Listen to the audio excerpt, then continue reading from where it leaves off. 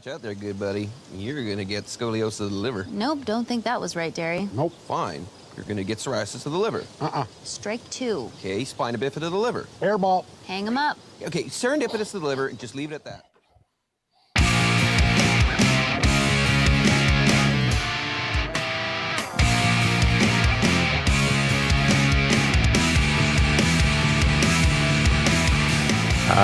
Welcome back, friends, enemies, champions of the state, the whatever you happen to be, to another edition of Tiara. How are you now? Oh, good and you? Oh, not so bad. And we are here with our good buddy, Trevor Risk. Trevor, how are you now? Fine. Where are you now? Where in the world is Trevor Risk? That would have been a good game to play last year. Oh, it continues. Yeah, I am, for the time being, in La Belle Province in Montreal. Maybe. I like here. This is a very francophone accent. We don't like the French here. We like only the Quebecois. Oh, man. So, real quick before we get going, I'm just going to, our music for today is from a band out of Manchester, UK called Medsun. They have graciously given us a couple of tunes to play for our intro and outro. And as you know, we have a Discord, howareyounowpod.com/Discord. We have our continuing cosplay contest, howareyounowpod.com/cosplay. And we have a phone number that if you'd like to call and leave TR any dad jokes or, just breathe heavily on the line, it's 304-50-FERDA. And as I said, we have Medsun as an independent band. We are always looking for good independent bands to have on the show. So if you would like, just send us an email at host@howareyounowpod.com, and we'd love to listen to your stuff. So Trevor, season 10, man. Yeah. Yes. It happened. So it happened. Now, can we ask you some questions about season 10 and how things changed logistically because of the pandemic? Yeah, you can ask. Okay. Well, because we had some questions that we had some conversations. Yeah, we've had some conversations about it, about how things ended with season 9, and because 10 was delayed so much, where things changed in the story at all that you're aware of, that you can say, like about, say, as example, that TR had brought up Marie Fred at the end of 9, and the way that she ended up in 10 at dealership was kind of, it seemed a little. Worked. Yeah, it worked. It was fine. It just seemed like a little bit off, and we were wondering if some of that had changed because of the pandemic. This is a great question to start off with because I have no idea. Okay, that's fine. Yeah, because I mean, we don't expect you to know everything. No, not everything. I know less than you think. I really do. I'd love to say that. I don't just lie in bed and make dick jokes and make myself giggle. Well, but when it comes to stuff like once in a while, I'll get an email that just like, "Hey, the schedule's changed." I'll be like, "Great." All right. And that's all about. That's mostly what I'm a need to know guy. Okay. All right. I get it. And I never need to know. I totally get it. Totally get it. But I mean, it's we love having you on. You're always a fun. Are you time. sure? I don't know. Totally. One, you might not because you've never given any secrets away, but you're always fun. I mean, we're still hoping for you to be the ostrich at some point in time. I mean, at this point, it's just canon. Like I believe it, and we've talked about it enough. It's all behind the scenes. Yeah. We haven't actually heard from Ginger and the Boots in a while. Like, I feel like they need to show up randomly somewhere. Neither have I, but then again, they never talked to me before either. So I mean, nothing has really changed. They're pretty quiet guys. Yeah, exactly. What are you guys gonna do when the show ends? What do you got like? I know how it ends, but like I'm just kidding. I don't know how it ends. No, I do know how it ends. No, I'm fucking with you. I don't know how it ends. It's going to be a fade to black and loud rock music. That's it. Yeah. Yeah. Sure. Yeah. I mean, yeah. And so are you still helping? Are you still helping at all with music selection on the show? I mean, helping is not really like. I think that like offering opinions. I don't even offer opinion. I think it's just like there's people. I think there's like a whole crew of people who do the music. I think that primarily Jared chooses everything. I know there's like a couple songs in there that like I like him and I listened to when we were younger, or like Jared and I have been making each other playlists since we were in our early 20s. We still do. you know. And I think cool. that sometimes by the time this stuff comes out, like there'll be a song, and I'll be like, I mean, I could go back through my CD collection and see if that's a song that him and I used to listen to, you know, in 2007 or something. And maybe it stemmed from there or whatever. But yeah, I don't really have. I mean, I don't really have a lot to say. I don't have anything to say about the music, honestly. I think that just some of it is like, that seems like a song I listen to, but that could also just be a song Jared listens to. I don't know. You know, Yeah. I'm giving you the worst answers right off the jump here. I know it's because in a way, you know, and I don't know if this reference will hit you at all because of Canada versus the U.S. I kind of picture as the Doc Severinsen of Letterkenny. So Doc Severinsen was the band leader for Johnny Carson. So I was going to say I didn't actually get that reference either. I really should get that reference. I'm really embarrassed that I didn't. Honestly. Well, I mean, yeah, because I mean, I know you're big on 70s and 80s pop culture TV shows and things like that. So, dude, I just got a copy of WKRP in Cincinnati on vinyl this week. I saw that. The record shopping in Montreal like pounds so much ass. I'm so happy about it. So good, so good. So if we ever wonder whatever became of you, yeah, you know, the key to finding me was losing you. So that's yeah. The Welcome Back Cotter vinyl, I think you picked up as well. So I once did. My buddy Adam Fink and I once did that at karaoke to a chorus of booze because we just turned every lyric into "Welcome Back." And you know what? I stand by that. Sure I've done that before. Welcome back, welcome back, welcome back. When you welcome back. Great. It's perfect. Yeah. Yeah. What are you drinking, Dean? I'm drinking. He doesn't drink. I drink water. Water out of a mug. Of a mug. That is a crass mug. Wow. Great mug. I don't have any special mugs yet. I got a nice collection of glassware, but I don't have any like clever mugs yet. You know, I've been in this place only for a few months, and gotta have clever mugs. I don't drink coffee. I guess there's not like an urgency to it. I do drink grog, which is like it sounds fancy and far away, but what it is it's rum and hot water. Okay. And it's nice when it's cold out. You know. I'm drinking a Cosmopolitan, by the way, which very nice, very nice. Yeah, very very cosmopolitan of you. It's delicious, I gotta say. Yeah, it's just like do we have like a live chat going with this? Well, yeah, but nobody's really chatting right now. But yes, if anybody pops up, and it's usually the produce stand dudes and maybe Liz, maybe Heidi. If they want, like, just like DM me if you want a really good Cosmopolitan recipe, because I've got one. I got you covered. So. Is that considered a highball? I don't know. I feel like you're lowballing it on this one. Yeah, Cosmopolitan is higher than a highball, I think. Okay. Yeah. I don't drink. So, and highballs were brought up on the episode, so that's kind of why it was. Which episode? This one. The one right. we talk about.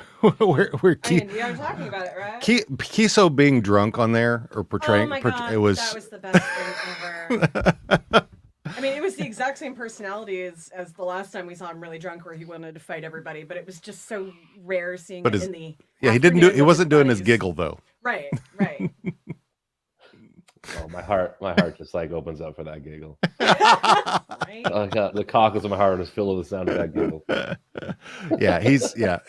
When he kind of portrays something a little out of character, it's always very interesting to see that, because like when he's drunk, that just walking up and that I don't know what that way that he's kind of being drunk aggressive. When he walks up in the opening there. Yeah, drunk words are sober thoughts usually. So yeah. I feel that means Wayne's got an internal giggle going all the time, like a kitty cat purr, it's just waiting to come out. When cats meow while they're purring, and it has that real like echo. Oh yeah. Yeah. Eartha Kitt like. So. Yeah. Yes. My girlfriend does a podcast. I think it's about cats. It's in Latvian, so I don't know. Oh. I thought you were going to say Latin for a second there. I'm the most pretentious girlfriend in the world. She only does podcasts in Latin. So. Another dead language. She does dead language podcasts only. Exactly. It's Prussian. Well, Latvian is close to Prussian. Well, I'm pretty sure, if I remember correctly. She'll probably correct me on this. So, Anyway, you guys want to talk about Latvian cats? Because that's what we all came here for.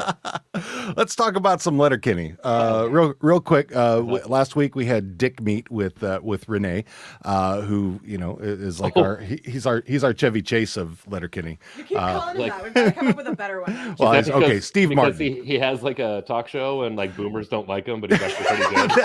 Well, kind of. Yeah. He does, yeah.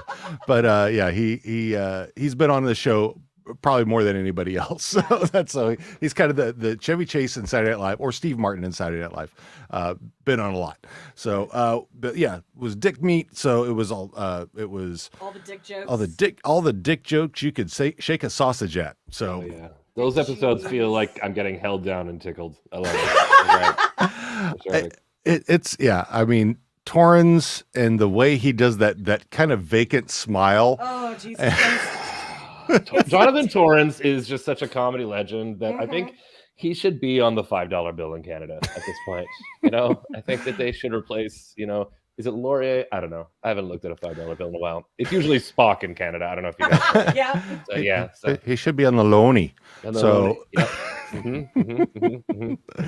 So but anyway, great episode with all the dick jokes and the Caesars and what have you. So beautiful. But anyway, let's get into Prostate, and we'll kind of go through this real quick. So let's go get it. Now that we've got your guy, and let's get into Prostate. Now we've got the sausage. I did. So anyway, Prostate,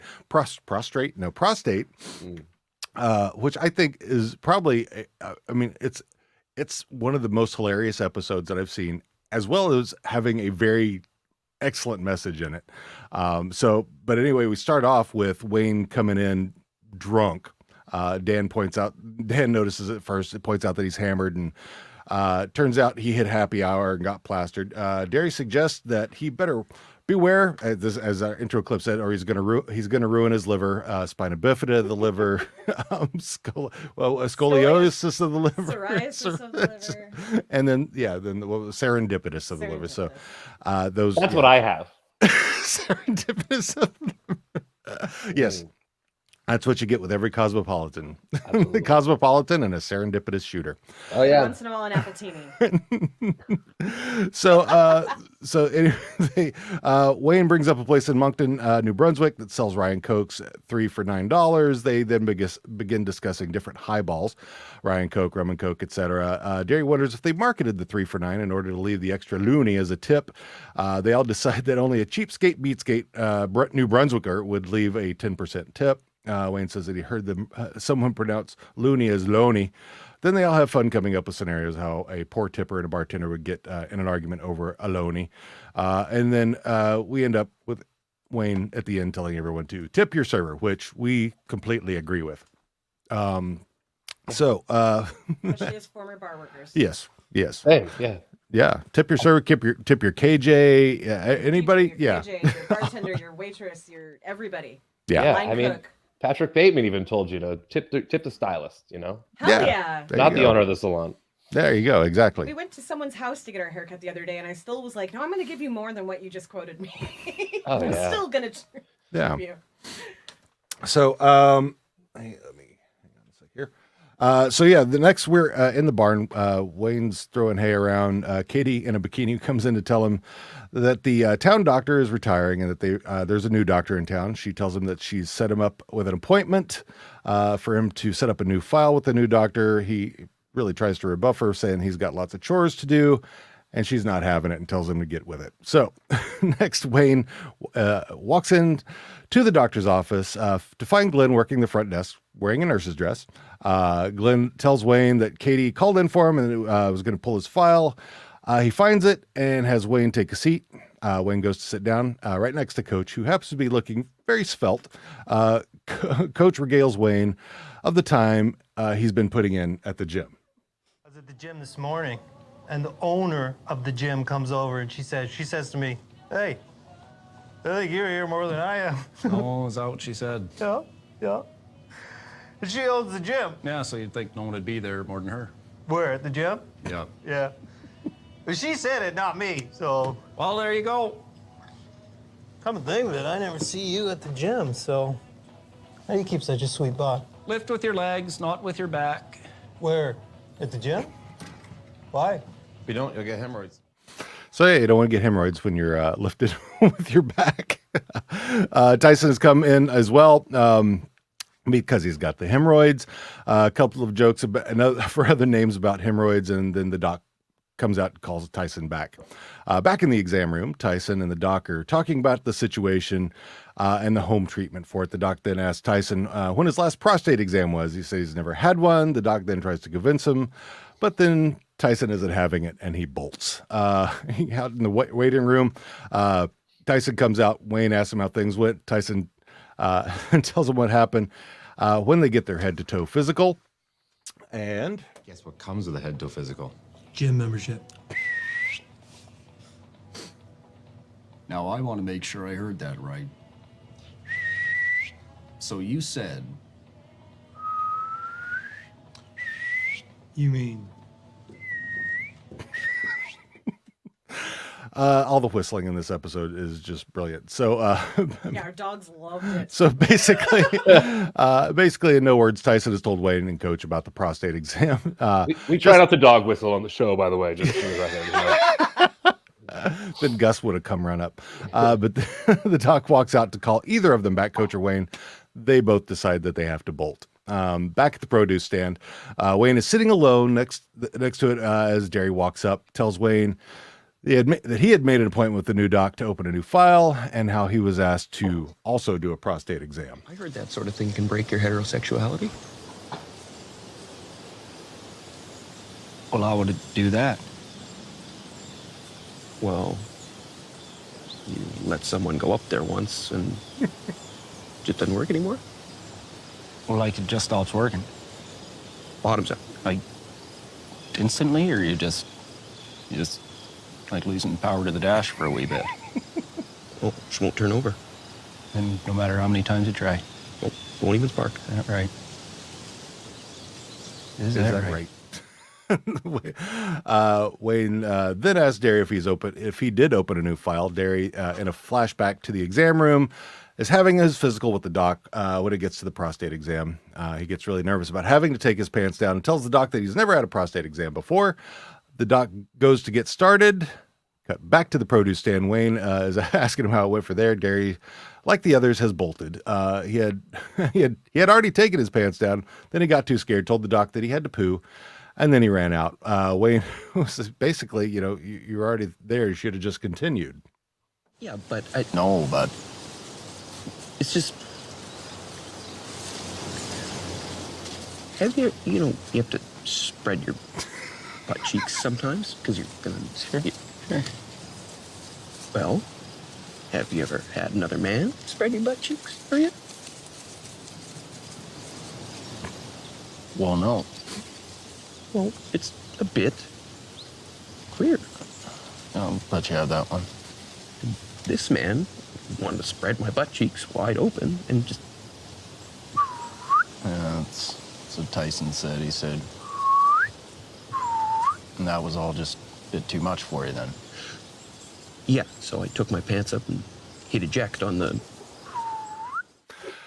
At that point, Katie walks up and says that the clinic has called and that he didn't make his appointment. Wayne then immediately gets upset that Glenn tattled. Yet Katie won't divulge who tattled and rebukes Wayne for suggesting that she tattle. She then tells him that he's wasted her time and that he needs to get back over to the doc. So next up, Derry and Wayne are at the doctor's office to have their appointment, even though they want to. After a bit of back and forth, Glenn has them take their seat. Coach, again, is there. This time he's there for hemorrhoids due to lifting with his back instead of his legs. They begin discussing the possibility of a prostate exam. Coach confesses that he's scared. Coach also asks Wayne why he's so hesitant. Well, I'm a bit ashamed of myself here, fellas. What's the scoop, good buddy? Lay it on us, brother. I hate change. Well, that seems like a slow death. I want to want your whole life. Come into the dock, shines a light in your eyes, looks in your mouth, listens to your heart. And now, all of a sudden, they want to put their finger up your ass. Fellas, the whole thing just makes me want to go to bed. That's so fucking funny.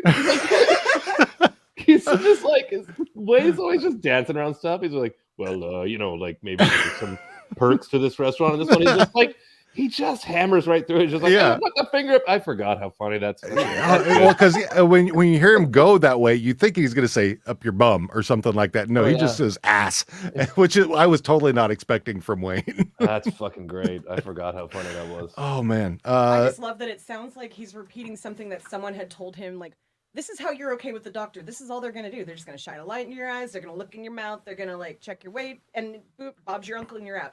And now Wayne's like, but that person was wrong. So, or like, whoever taught me that. Oh man, Jared has this, sometimes like this beat that like one of my favorite all-time TV stars is. I'm totally interrupting the plot of the show right now. No, go. Yeah. So like when he does shit like that, Phil Hartman's one of my favorite of all time. And there's this great episode where of News Radio where Bill takes Beth out just on like a nice sort of like afternoon, and she goes to like kiss him, and he just like is like, this is not our relationship, even though he's on the show. So he's like, it's kind of like you take your daughter to the park and then you go and you get her some cotton candy and you get her on the Ferris wheel. And then she wants to make out. How could she do that, Dave? How could she French her daddy? And it comes out of nowhere, and that will never not be funny to me in the same way. Exactly that clip you just played. Oh God, yeah. Hartman was so great. I mean, my favorite part, one of the favorite lines from him is from "So I Married an Axe Murderer." Most people call me Vicky. Just those great dry humor lines that were just hit perfectly. So yeah, when something is sort of almost lulling you, or you can kind of predict it, and then it comes in like that. Like Phil Hartman did this, like this. One of his greatest accomplishments is SNL when they have like the sport, like the athletes on as hosts, right? And there's one with Joe Montana in the '80s, and the joke is just that he's Phil Hartman's roommate, and they're saying things to be polite, and in their minds you can hear kind of like peep show, like that what they actually want to say. And the joke is that Joe Montana is just a dumb jock, and so everything he says, it just repeats in his head. and so the whole thing's not very funny, really, because Phil Hartman's like, "Oh, well, you go home," and he's thinking like, "Oh, would you go upstairs? I'm trying to get with this lady right now." And Joe's like, "Good to see you both." And then you hear, "Good to see you both."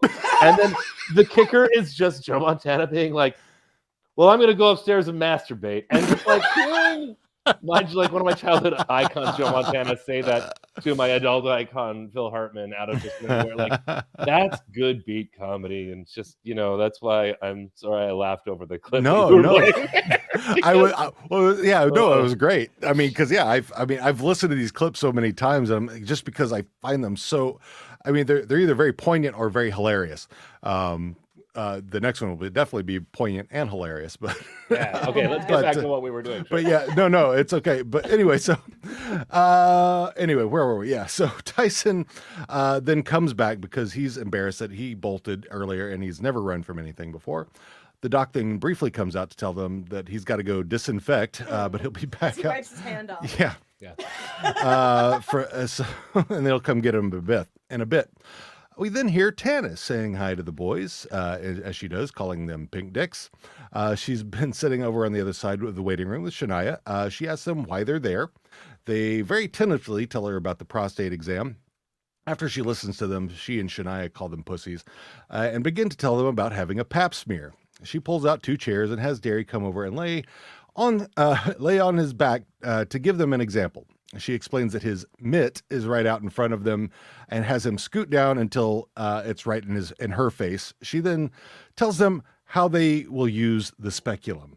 What's a speculum? You know what the jaws of life are? Yeah, it's what a fireman uses to pry a survivor out of an automobile car. It's like that, but for your mitt. Now, nurse, inserting. Inserting myself, the speculum. They used to keep that thing ice cold straight through the 90s. And alley-oop. There. Now that the speculum is inside of Daryl's mitt. Thank you, nurse. My absolute pleasure, doctor. Now I'm going to take this cone-shaped brush and this teeny tiny plastic spatula, and I'm going to scrape Daryl's cervix like I'm scraping yogurt out from the inside of a cup. Not a cervix. What's that? Do I have one of those? It's the inside of your mitt, that's all you need to know. And scraping. Oh, such fine work, Doctor. Scraping. You really have to get it all. And I'm scraping Daryl's mitt. Doctor, little thought here. Since we're already in the neighborhood, what if we bebop downstairs and check out his lukewarm Steve Aston? And as much as I would love to keep scraping Daryl's mitt, he's in his barn clothes. May I get up? You may. Now, think about that the next time you want to cry about a finger up your ass for a few seconds. For many, it's a treat. Put your mitt away, pussy. I feel like the speculum is kind of like if the robot from Mystery Science Theater was like, Yes. like eating you out, but, like in the world, like had never done that before. Yeah. Oh yeah, that's exactly it. Because it's like a fucking like when I was a kid, like it was a fucking duckbill. Like you put it in, it's like quack, and it's not comfortable. I mean, And you always gotta, ice cold. Really gotta quack up and that's quack. You know that's what they always say. That's right. Oh boy. So yeah, I wanted to get more of that. I mean, I did as much of that clip as I felt comfortable doing, because all that entire scene with Canantio is just brilliant. The way the actress who plays Shania, I'm forgetting her name, but the way they're just kind of bouncing off and forth of each other, and kind of going through the whole process to explain to these four very simple guys. I'm not saying they're simpletons, but they're very simple rural guys about how this all works. And that's the thing. At the very end of it, they get the message. Yep. They understand. All right. Yep. Yeah, So- and we have to do it every 2 years. That's the other thing. From like the minute you get your period, we have to do it every other year, and it sucks. It's just like I don't know. And she didn't how even to- talk about all of it. She just Oh, talked no. about a general pap smear. Yeah. Let's not even get into a biopsy. Vaginas are so like complicated. I don't know. Like Seriously. I'm not envy. I mean, it's like, but that said, I mean, and I want to make sure that no one thinks I'm like comparing the two. I think they have different issues over here. Definitely. If you have like your like whole like identity, which society puts on you, just dangling. I hate that the penis dangles. The penis dangling is the worst, because the only other thing that dangles in your body is your uvula, and you have like a rows and rows of the hardest substance on earth, like protecting it. Maybe not protecting it exactly, but it's in the way that like you should have penis jaws. Like there should be, like I think evolutionarily we should lose the wisdom teeth. What was the movie? The Guillermo del Toro. Oh, the Shape of Water. Right, little. The Shape of Water. Yeah. When she sleeps with the fish. That's the Led Zeppelin biopic, right?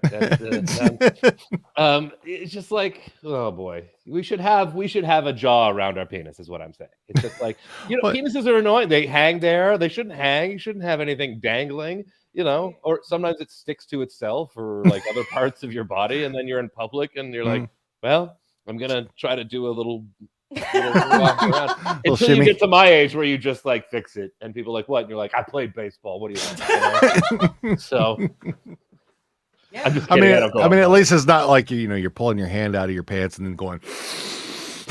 Well, not my own pants. No, definitely not my own pants. No, yeah, no. I just you only do that for a friend. It's generally good to just Al Bundy when you're hanging around the house. Definitely. If you're wearing pants, if you're wearing pants, right? Yeah. This is a good point. I forgot that not everyone wears pants. Shout out to our pantsless down with pants. Yeah. So anyway, we'll get there. Well, we're gonna get there. Yeah. So anyway, the boys got the message. They all get up, head back to all get up in a line, head back to the exam room. Derry is first back there. They all give him a thumbs up. And next is a brilliant musical montage showing each of their faces as they get the. And it's great. I mean, I don't know. I can't say which face out of all those is best. I mean, the one that Jay makes for his, that just kind of that dorky, his teeth sticking out, because it's for for Burton, he is kind of, he's a tough guy. He's a big, muscly, tough guy. And that look on his face just totally is antithetical to anything that you would think of him. So, well, it's funny because both Wayne and Derry have exactly what we would expect. A reaction, just like, oh, this is uncomfortable, and I'm okay. Then you've got Tyson, and then you've got Coach, who I will absolutely like shout from the rooftops that he enjoyed that. Oh yeah. By the end of it, the look on his face was like, oh, this isn't so bad.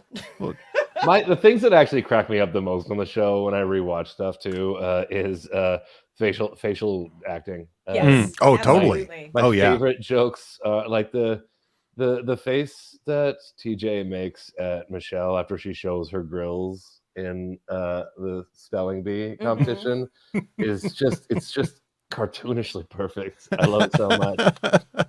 Dylan's faces he makes sometimes floor me.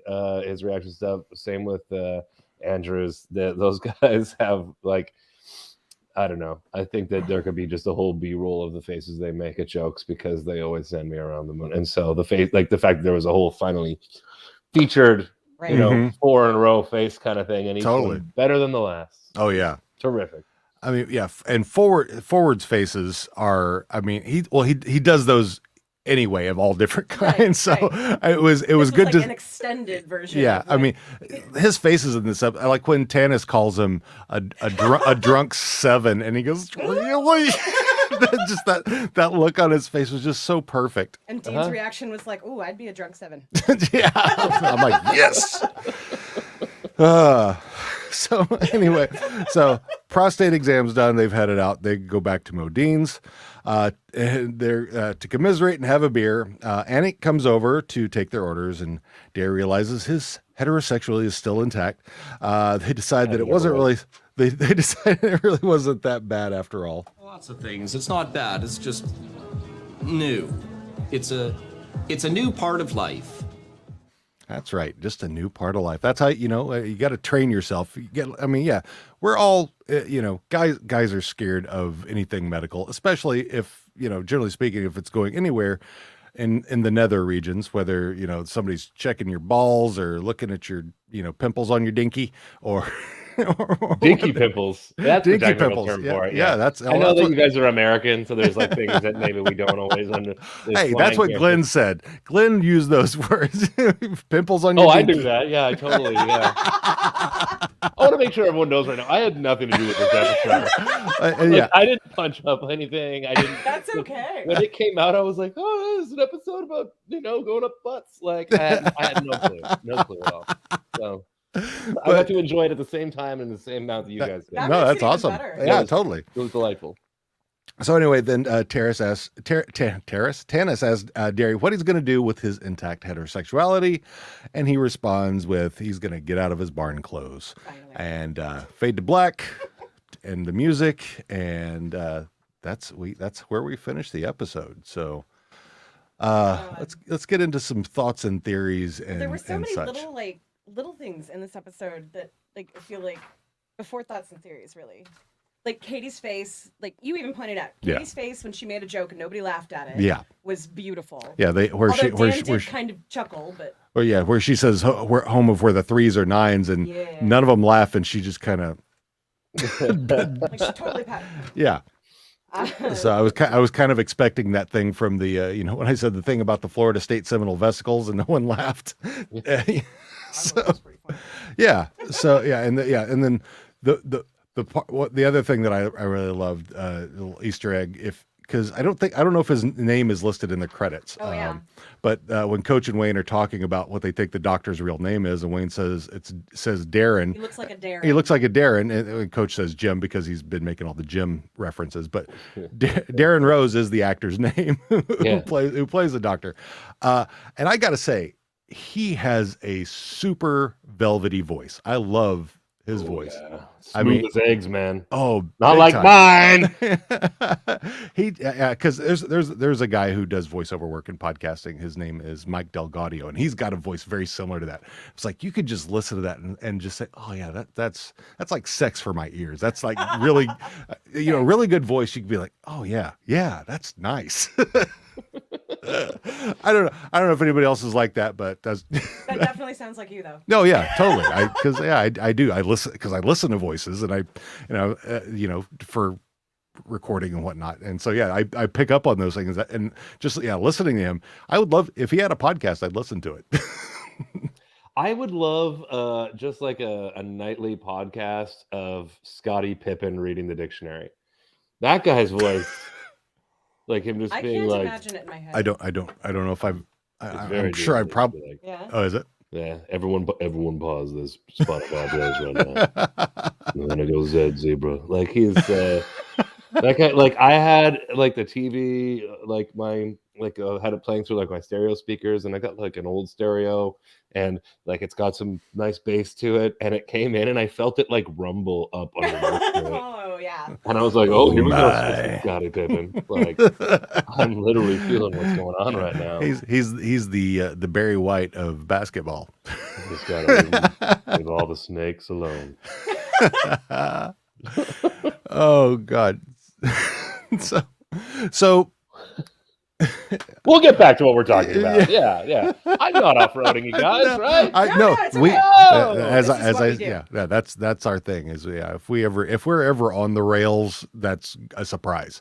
So right. So something. Okay, so I'm jumping around, and this is a thought that I needed. I went down a rabbit hole. Because the other day, apparently the word prostate has come up so much in this house lately that like I actually was getting like shit for it. On my phone and shit. So like a news story came up about a dude killing his doctor because he ejaculated during a prostate exam. Mm-hmm. Now, for one, it was last year. Oh, but 2020 was kind of a slow news day, so nobody heard about it. But holy crap, like... Are you saying shit and crap on purpose? Sorry. No, I say that. I mean, yes, but no. Yeah. Yeah, the guy gave him his, and he. So he pulled out a fucking gun and killed him. Yeah, well, I think the story is he ran out. He kind of bolted like the guys did. I was kind of wondering if like somebody had heard the story and were like, "Oh, this ooh." Well, and I think that because I think the doctor went over to his house and said, "Listen, he wanted to kind of comfort the guy, and the guy was just so upset. He shot him twice in the chest. The doctor lived, surprisingly. Oh, okay. Yeah. Oh, good. So he's fucking what's his name from American Beauty now. Yeah, totally. Furious at the end of it. Oh my God. Yeah. Johnson ordered the doctor to apologize and say no homo. Pause. No homo. Yeah. So okay, yeah. So guys, we need to this toxic masculinity. Touching your butt is not anything to do with your sexuality. Not at all. Touching your butt is fine, no matter what your sexuality is. In fact, it's fun. Touch your own butt. So might not be. As Shania said, some people see it as a treat. Right. So some people pay for that. I checked my prostate before this morning. That's right. Later before I came on this show. It's because I told you it was a requirement before you came on the show. So. Requirement. Twist my rubber arm. Oh man. No, but actually, I'm sorry for that doctor's family. It's a terribly dark story. Jesus Yeah. Fuck. Oh, but boy. yeah, I mean, the guy was embarrassed about it. Yeah. But if he hadn't done anything, nobody else would have known exactly. that it ever happened. If he'd have just shut up and gone home, and yeah, it would him and the doctor would be the only people that knew that it happened. But now everybody knows. There's these inevitabilities as you become older as a man, and one of them is, like getting into country and Western music, and like, or if you're already into it, rockabilly. Or getting your prostate checked, getting into World War II documentaries. That was my dad. I watched one last night. It was really, oh boy. A quick aside. I was watching one last night that was very dark and poignant and very incredible. And like there was this guy, it was like talking aside from all those upbeat war documentaries that you see. Well, yeah, I mean, the gregarious Nazi. Like good about the families. There's like, Ken Burns has got like Tom Hanks' voice soothing you to bed, But this one was super German, and but there was like this guy talking about, being a Nazi. Back when he was like a kid and telling dark stories, but in the background there was this like white shaggy mountain dog that like had hair down to here and like smiling, and his tongue was like, who's so fucking distracting. He's like, and that's when I knew people were hiding in the attic of my barn. This dog's like, doo, doo, doo, doo. Like, and I was like, this dog. That's me. That's me. Anyway, so get your prostate checked is what I'm saying. That's right. If you haven't lately. Lest you become a Nazi. lest one becomes a Nazi. That's true. That's what happens. That's a slippery slope. That's true. What is the age that they You wanna start be checking slippery you when guys you're- regularly? I don't know. I'm 39. Like I said, I check on myself, but you know. Well, I know you have, Dean. Yeah, I like to when It's and I usually get my prostate checked when I pull my groin. So it's I pull my groin every night. Wait, are we talking about something? I was reaching there. I felt. Good. Fuck. Oh. So what else is funny? We're hilarious. We're hilarious. So Tiara. Yes. Tiara. Oh yeah, you know I got What do you got? All right. Hey, let's see. everybody. So I didn't know about the lifting heavy weights can actually cause hemorrhoids. That's an actual thing that can actually happen. Is that true? Yeah. Yeah. When yeah. you lift with your sphincter, I'm sure that When happens you- a lot. When you lift too Real much weight. sphincter lifter. Yeah. Like literally it says if you lift too much weight, you could get hemorrhoids from it. Huh.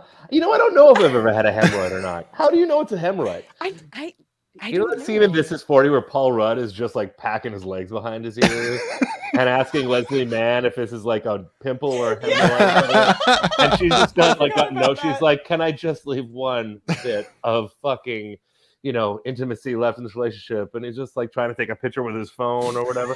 Like, I live alone. Like, how am I supposed? I don't know. I don't know what's going on back there. Is that too much information? Well, I guess there are people that would know very well what's going on with their partners down there. But like, actually, I don't. That's true. How are you going to see your own?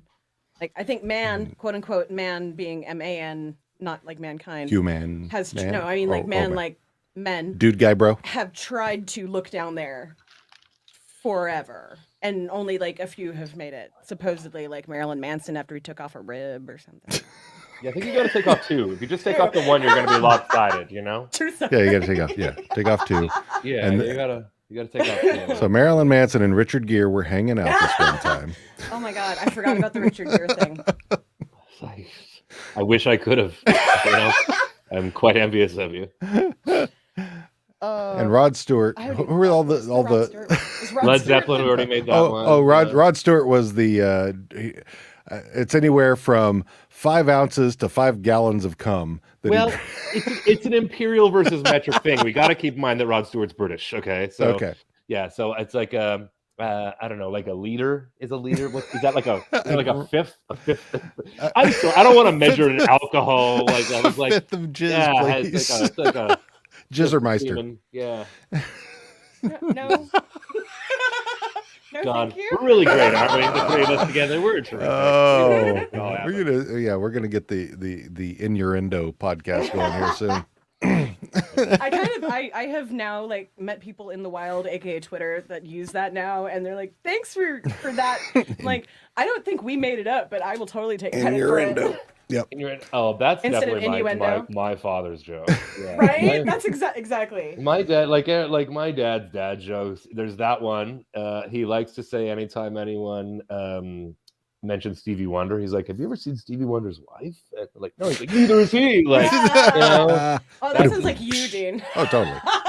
That's the male biological clock. That's another thing.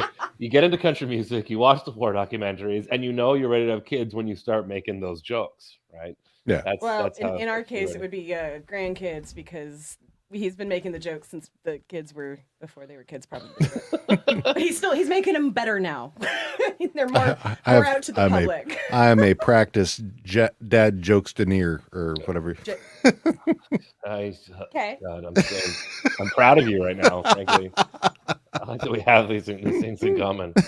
It's like when you get a groan when you tell a dad joke. It's kind of like how they say in baseball, You like win. if you get booed out on an away game, that's a cheer. Like an away boo is a cheer. Oh, totally. Right. You're yeah. not going for laughter. You're going for like, good. Yes. Like you want. Yes. So I mean, yeah, we have a friend Like who being a teacher and dabbing in front of the class. we have a friend who's very much she is a big groaner when it comes to dad jokes and puns, and so I always try to save up some really choice ones for her, just so I can get the reaction that I desperately need. oh yeah, my friend Haley just used to punch me. That was I'm sure Heidi would do that too. We don't live in the same country. She would send me like in asterisks, like I'm punching you. You know. Like, yeah. So. Yeah. I mean, I would probably punch you too, but also be laughing my ass off. Because I love them. I don't know why. I don't know why. Maybe it's. I have heard from other autistic people that they tend to like puns and jokes like that better because they're clever instead of stupid. like that's what like.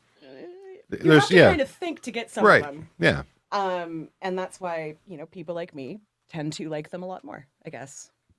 I love knowing that. I don't know if it's true. That's just anecdotal from other autistic adults that I know. If it ends up being, true, like let's get that audience going. There are so many. Yeah. Yeah. Okay. Okay. So apropos of nothing. on another. Speaking of segues, here we go. So there was this one moment that probably was my favorite moment in the entire show. It's today, or this episode, where Katie comes to confront Wayne after he's fucked off from the doctor's appointment, and he's just like Derry puts his hand on his knee to comfort him because Katie is like berating him, and it's just it's so cute, and it's so like just. Again, I see this through such a weird lens because I see this as I know that it's not technically canon that he's autistic, but holy shit.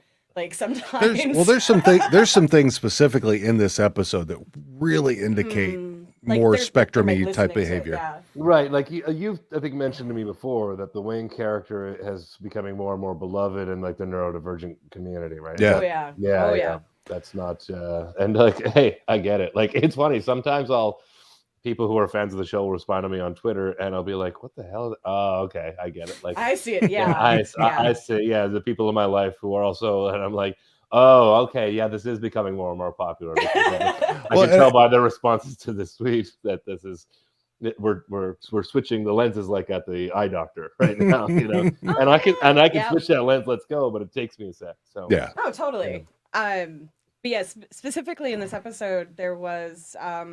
I'm not comfortable with change, which is a big one. Sure. Even if that change is very minor, like he's not uncomfortable about it for any reason other than he's never had to do it before. That's me. That's absolutely 100% me. Sure.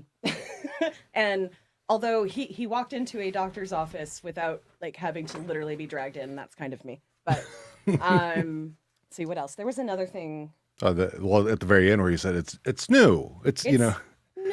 Yeah. Yeah. Or like in the last episode when they were supposed to hold hands and Wayne, like his friends and they're knew. praying. So his friends put their arms out and Wayne held onto their wrists because Wayne is not comfortable holding hands. That's a very neurodivergent thing. Like I don't want to touch. I trust you so I can touch you, but I don't feel like comfortable holding hands or hugging or whatever. Like that's representation is great because you can see it wherever you want to kind of see it. Yeah. Sometimes like I have two sort of different things about the way I process things. One is I have aphantasia, and seeing that be actually talked about in that Space Force show, which I didn't love, but like one of the like Space Force like lieutenants or whatever talks about having it when the gal is trying to put him down, and then be like, oh, and I have this.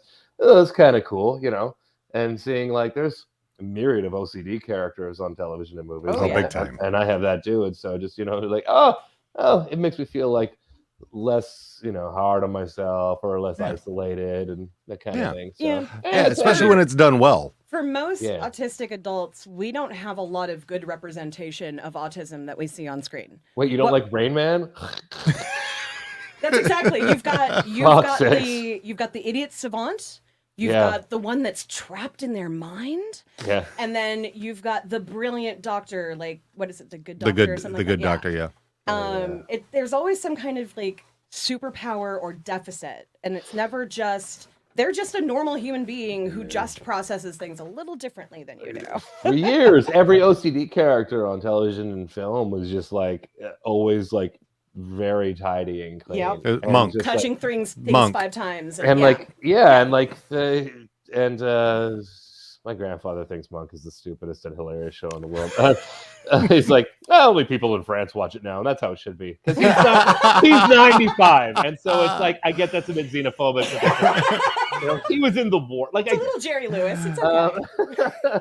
Yeah, but everyone's like, so there's like 75% of people with obsessive compulsive disorder sitting at home and being like in their own mess, but they know exactly where every single thing is in the house. Yes! Being like, oh, clearly I'm a fucking monster, you know, and that's tough. So yeah, like exactly. take it where you can get it. It doesn't have to be like that's exactly me on the screen every sort of episode or whatever. But those little breadcrumbs, you know, I like them. They're handy for me. So whether or not they are intentionally slipping autistic characteristics into this character, it's reflecting as a normal thing. Like, you know, it's kind of played up for jokes on a lot of things, but that is for every character. It's not just specifically that one character being weird or whatever, but it might be something he says that they look at him sideways or something. But other than that, they just accept Wayne. This is who Wayne is. This is how he talks. This is what he expects. We know how he reacts, so we're going to make sure that we, you know, pad anything we tell him if it's going to be something that we know he's going to react to. Like he's got really good friends who understand him, and that is really, really hard, especially for someone in the real world who is undiagnosed and doesn't know that they're autistic, and they just think that there's something wrong with them because they can't understand the unwritten rules of everything. Yeah, it doesn't matter if it's written like that. Like I think that like representation through exposition is not always. I think it can hurt. It has the potential to hurt more than it doesn't sometimes.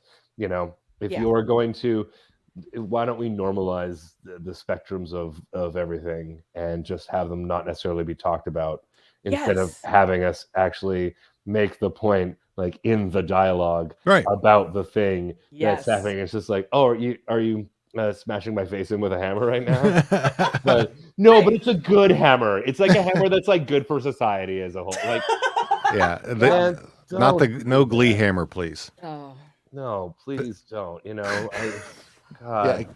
I mean, and that's because I think that a lot of that is where Glee started a lot of that stuff, but didn't know how to do it. No, they wanted to give farther, honey. At the risk of one day. Degrassi. Abortion episodes when I was like 6 years old or 8 years old, whatever it was. Like I was a couple years younger than Spike, who was pregnant. That was a big fucking deal. We're talking OG Degrassi. I mean, we could talk OG Degrassi all goddamn day right now. Yes, that is what I grew up on. I love that shit. It always felt like to me that like Claude had just like raided the drama department wardrobe. Like there's no way that a boy that age actually went and found those outfits. Right? You know? I can't even afford clothes like that now when I'm a 42-year-old goth. I mean, I'm here for that fit. Like, it's great, but, you know. But, I mean, like, and sometimes exposition works the other way, too. Like, I watched Nobody, finally, the other day. Oh, yeah. Yeah, we liked that. And I love the fact that, like, the Russian gangster guy, by the way, loving that every bad person in everything recently is Russian again. That makes me feel like right back to the 80s. Full circle. Yes. Totally. Yeah. And like, there's a point where like he's got his black bodyguard, and instead of just the like, black Russian, ignore it. Yeah, exactly. Oh man, I mean, like, didn't make the obvious joke. Yeah, but they talk about it, and real. But Russians actually would do that. They just be like, why is this guy Russian? Why does he speak Russian? You know, and they kind of he doesn't look like. You just look at me and it's just like, yeah, my dad was an asshole who was in the fucking Soviet, like Moscow Olympics and stuff. Like, oh, cool. Like, that's fun. Like, that's fun exposition. That's great, you know? And that's like ignoring sort of in the room. That would have been I don't know. We can get into this at length, but. But for that one, I like that it's literally like he acts like, okay, I've told this a fucking 100 times. Can we just be? And that's how you do it, and that's how you execute it well. Yeah, is that like he's just like, I hate talking to you. I hate Russians like you, who are like even worse than the bad guy because you guys are being like pretty racist, like off the jump. Yeah. And I'm gonna fucking school you and kill this guy in front of you and be like, yeah, do you still have a problem with me and like being this kind of guy? By the way, like dating a Soviet person, watching every 80s movie with like Soviet bad guys is, I gotta say, it's like watching it again for the first time. Because like the Soviets didn't make any like anti-American movies, right? Like they didn't make the like movies where like they were like Americans. It wasn't were the bad Red guys. Dawn, but Americans were invading. No, if you ask like if you like, oh, when you were a kid and you were like, you know, on like in the playground, you were playing guns like as a kids used to do back then, like you weren't shooting Americans, like we're shooting Germans. Why were you shooting us? Like and so I am very much enjoying that. She does not enjoy it, my girlfriend, at all. But like, well, I mean, listen, if you were dating someone and you grew up, you know, in the Iron Curtain era, and then someone sat down with you on a nice night, made you some popcorn, and you watched Iron Eagle 2, you wouldn't like that. You wouldn't like that. Absolutely. Especially with like right now where you literally have Putin who's like, no, we want the Soviet Union back together. I'm not even going to be behind the curtain about this. I'm going to tell you. The 80s are back, and I'm Like, thriving about it. My time to shine. Here we go. Yeah, a remake. I mean, we need the remake of Rocky 4. Oh, it does. Like I must break you. I'm so surprised because we'll watch these movies and it'll be like, so like, how is this? And just be like, yeah, that's not like, okay. So here are my favorite things about the 80s Russian movies. Red Dawn. Yep. They're only speaking like half Russian. Those actors are American actors who are like filling in like the Russian words they memorize with Russian gibberish. Yeah. The Latvian pimp in Leaving Las Vegas is not speaking Latvian and he's not speaking Russian. He's speaking nothing. Literally fucking nothing. Okay. Surprisingly, apparently the best one, and of all these things that I'm so sorry I've made her watch, is the third Predator movie, Predators, unless you don't count the aliens ones, like the one with Walton Goggins, and I don't know why I listed him first. First Bill, Walton Goggins. I love Walton Goggins. He was great in Justified. Adrian Brody, like the Russian guy in that is like a perfect Russian. In fact, he says this thing to the Predator that is like an Easter egg only for Russian people watching it, which is he calls him Vagina Face, which is what Danny Glover calls him, basically, like Pussy Face. And so it's just, and she's like laughing, like, what is it? She's like, called him Vagina Face. Like, oh, so good. So anyway, That's Russians awesome. are the bad guys again. It's great for having a good time. Neurodivergency being represented. Prostates getting fingers up your butt. There How you we go. doing? Yeah. It's a good time. Yeah. And a Cosmo. Okay. Last question that has to do with prostates. Mm. Okay. So they get in there and they're gonna do it. They are standing there, they bend over, drop their drawers. Why do they stand back up? Because they do it bent over and upright? then came back up. That Do which you, was do you get your do you check that upright? no. Okay, I didn't think so. I was like, that and seems my like a question much more is- uncomfortable entry. From my experience, why is there not some smooth music on? Why are they not wearing kimonos? You know, You're supposed to help me relax. Into that spa music. Yes. this is the way I check my prostate. So I don't know. I have the same questions. Little See, what you need to do is have your girlfriend check your prostate. Well, that's over. I'm just kidding. That's recreationally. That's the three knuckler. It's gonna be great. I'm gonna give her a shout out right now. Hi, I'm sorry about all the butt touching jokes we've made that have involved you. We love you without knowing you. Yeah, you're dynamite. So you get. She's got to have a lot of patience. Yeah, I mean, this is, yes, people from this former Soviet Union, I think, have generally been patients. Yeah. Valid. Yeah. Valid. Yes, I would say she's a patient person. I would agree with that. Yeah. Yeah. I can't wait to listen to her podcast in Latvian about cats.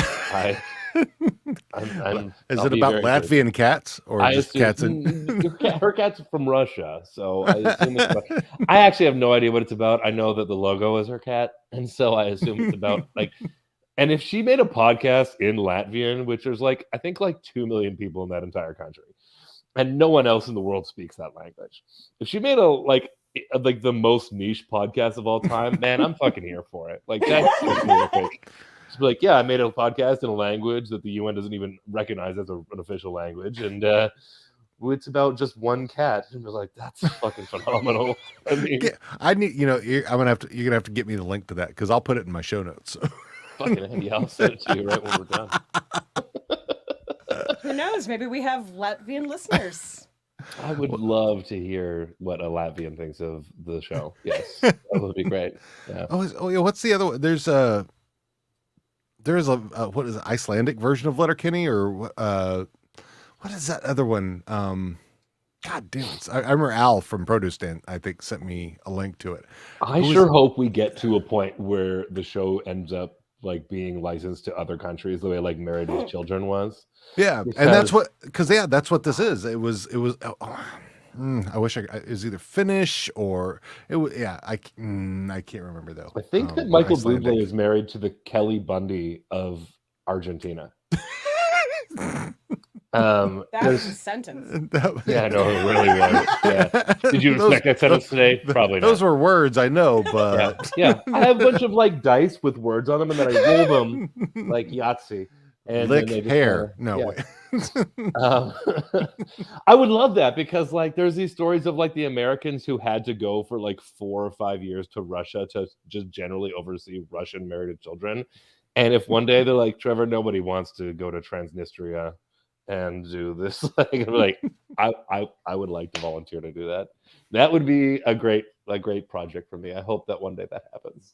That would be awesome. Yeah, I agree. Yep. Oh yeah. T, you got any more thoughts, theories? No. I mean, yes, but no.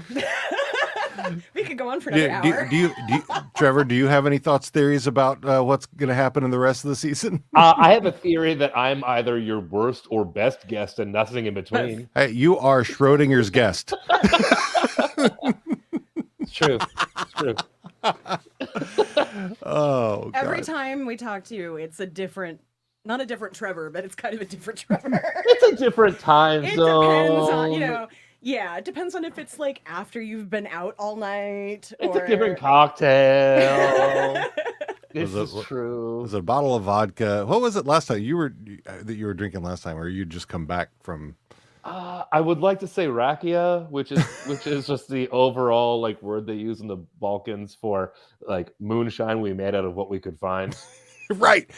I remember. Right, okay, yeah. yes, I remember you talking about. Yeah, it was either like melon or like celery rakia or something. Just something fermented and made into something you drink. Fermented. What would fermented celery taste like? And would there be calories? I think that it tasted really good in a margarita. So, all right. Yeah. Okay. I'd actually be down to try that. Weirdly, because Sure. there's not a lot of flavor to to celery, and it's like mostly water. That's not. Yeah, that's true. Yeah, and if you want to go back to Rod Stewart, like it does make you, ejaculate a lot when you eat a lot of celery. And if you can get your celery in liquid form instead of just, eating celery like you're a goddamn fucking wombat or whatever. Like, You're laughing at my face, aren't you? The whole scenario is awesome. Yeah, you need enough celery. You got to put a basketball net above your bed, bro. So, Fuck. that's what you'd be doing. You big fucker. Big fucker. God, I'm gonna get fired for the show. For this. Well, in that case, we should probably move along to our next segment of. Are you going to make me list the the characters I want to have sex with again? Yep, that's right. Yep, here we go. All right, as we like to do twice, right? Yeah, I think this is twice or three times. After three You cosmopolitans. basically say Ferda the whole time, and it's fine. After three cosmopolitans, what will I like? Yeah. How will, okay, sure. Sure. So this our Fuck Fight Ferda is our version of Fuck Marry Kill, where we don't like to kill anyone necessarily, and we nobody aside from the McMurrays get married in Letterkenny. So we will we'll be their friends. We'll fuck them or we'll fight them. So as we like to do, we start with the Hicks and we start with Wayne. So who wants to go first? T, Trevor? T or T? Okay, I want to fuck them. I want to fight them, and Ferda just means like we're bros. You're just friends. Yeah. Like you'd For the boys. Yeah. fight with them by their side. Yeah. You got their back. Okay. Can I just say fuck them all? Yes. Totally. Yeah. Absolutely. But you have to do them all at the same time. Yeah, it's a menage a Letterkenny. It's a Yeah, that's menage right. a ag hall, really, is what I'm looking for here. The Orange Hall. I mean, this is a good episode to do it. There's no McMurray. McMurray's always looking, man. McMurray's around. Don't think McMurray's not there. He's Dude, there. in our last episode, I joked that that if Wayne ever asked McMurray that McMurray would be like, "Yeah, I'd fuck you. Yeah, I'd be okay." Yeah. So, not like Wayne would, but seriously, right? You got your knee, and you got my bed. So, Wayne, mouth to mouth, bro. I mean, Wayne is his best friend. No one knows him me. Nobody knows him better. Nobody knows me better. Just help your buddies out, you know? That's right. Right. You know, Yeah. when a friend asks for help, buddies. that's right. Yeah, absolutely. Okay, so where are we with Wayne? Ferda Wayne. For me. Ferda Wayne. All right. I think Trevor said fuck everybody. Are you fucking everybody, Trevor? Come on. Can everyone fuck me? Like, can I, that be? well, I suppose. I mean, get pegged or whatever. I don't care. Yeah, I mean, like, I just like at this point, like, I think it would just be rude to anyone on the show listening that I left them out. So well, I just want yeah. everyone who's on the show to know that if situations were in a certain way and we were, and there was characters, and this is all in some fantasy land, like, Sure. Absolutely. yeah, let's just get the checklist going. Sure. Yeah. Yeah. All 0 to 99, upper deck, buddy. All right. So we're fucking Wayne then. All right. We be fucking Wayne. You All right. want me to expand on this? You So want to talk even- how even- I would let Wayne fuck me? Is this well, it's just in this episode. I mean, Wayne's, I can understand, he's sweet and endearing. And Wayne takes like, off his, his flannel, and his turtleneck is actually just a dickie, It's and he's like- just like, and Wayne what's just looks at me and he That's gives his me the lingerie. yeah. His And lingerie so is when he's in the dicky. I see Wayne in just only a dickie, and I think like, and he's like, well, you lose a lot of power in the neck or something, like you a lot of body heat in the neck, and we're gonna need some body heat, buddy. I got to keep the neck limber. Yeah, and I'm like, well, it's my Saturday, so let's have fun with this. I didn't have anything else planned, and yeah. Now next one, Derry, who's is in his barn clothes throughout the entire thing. So I could see where that Derry takes his barn clothes off. Yes. At the end, he says, "Oh, I want to get laid, so I'm gonna take my barn clothes off." Yeah, okay. Yeah, Finally, I want to get up in that derriere, I'm gonna say something gross about everybody because everything is terrible, but nothing is. Okay? Yes, that's right. So Tiara. I mean, you've always complained about him being in his barn clothes. If he's already out of his barn clothes and he's taken a shower, Mm-hmm. I could be down. All right. I like it stank. Let's do it. Yeah, I want that musk up in me. Dairy Musk. Cow musk. Miss Katie's. Who, I mean, come on. I mean, who wears very few garments. Come this wherever you want. episode. There's Yeah. no rules here in this fantasy world. That's right. I mean, Katie's looking good this episode. I mean, and Yeah, she had, well, yeah, but I mean, this is I agree. And, Like Dean knows what I'm gonna say. Katie's too skinny. That's Katie's not my type. I can break her. like some thick.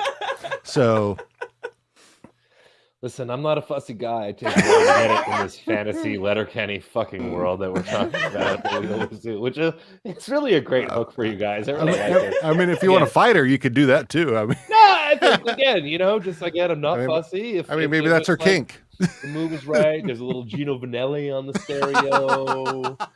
I did actually. I forgot to mention during the show that like I love, and again going back to that relationship between them and how they've all made it work. Like Katie is obviously like very much a mother to I almost said to Dean, to Wayne, mommy. So like making his appointment and telling him he's going to go, and then when he skips out on it, like berates him like you're not wasting gonna my waste my time, young man. Like it was so perfectly like I could see that being if Dean was to make an appointment for me because I was too chicken shit to actually make it myself, and then I like skipped out on it. You're just wasting my goddamn time.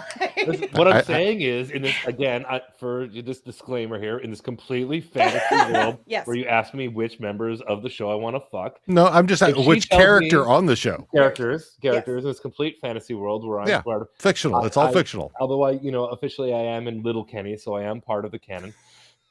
True. If Katie tells me I'm gonna send you over to this place to get stuff put up your butt, I'm gonna do it. Okay, this is what I'm saying. Yeah. Oh yeah. Into it. I'm with it. Yeah. I'm saying Ferda though because You're saying Ferda? Okay. All right. Okay. because Right. I am what I am. Now, this one was surprising to me in this episode, in that he wasn't part of the doctor. He was only in the open, Squirrely Dan, because he's had some stuff with his butt happen before. That's Yeah, probably see, that's why why that's fucking low hanging enjoyed fruit of the it. looms right Yeah. there, man. Like, He already said that he enjoyed it. Well, yeah, I mean, but so he should have been there to encourage. That's my point.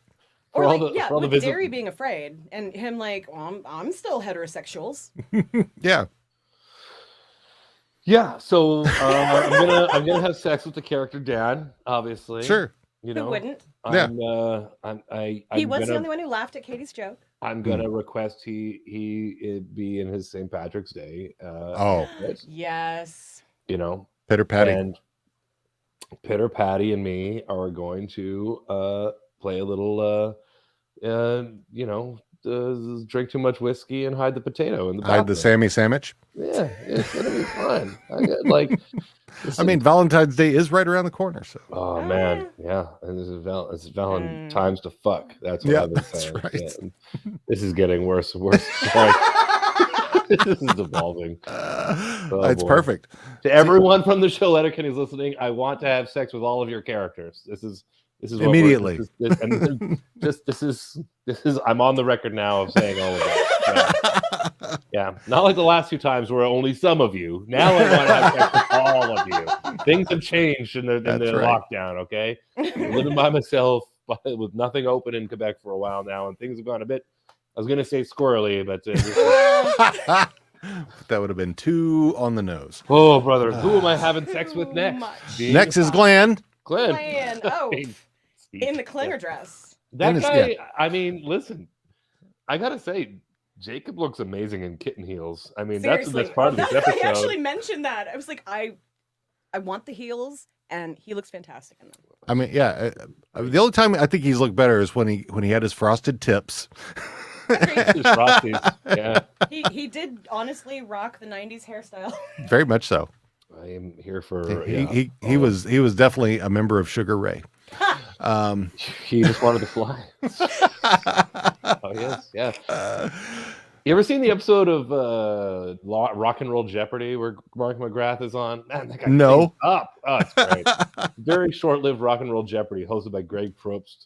Jeff Probst, the guy who hosted Survivor. Yeah. Yeah. There's one episode where it's literally Dave Mustaine from Megadeth, Moon Unit Zappa. Oh my God. And a very, very, very high George Clinton. And Dave Mustaine is like 40,000 points in the lead.